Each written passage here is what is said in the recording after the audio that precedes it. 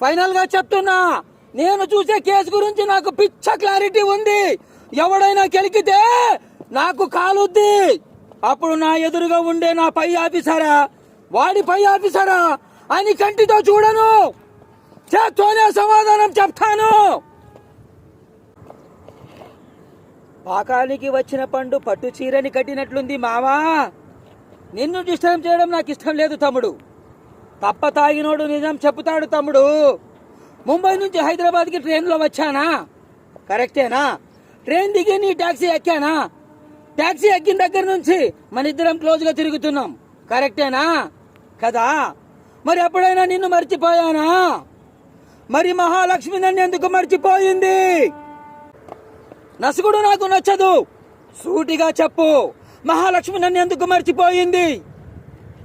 నాలో సగం నన్ను కాదన్నాక మనసు కోసినంత బాధగా ఉంది. ఏం జరుగుతుందో తెలియట్లేదు, ఏం చెయ్యాలో అర్థం కావట్లేదు.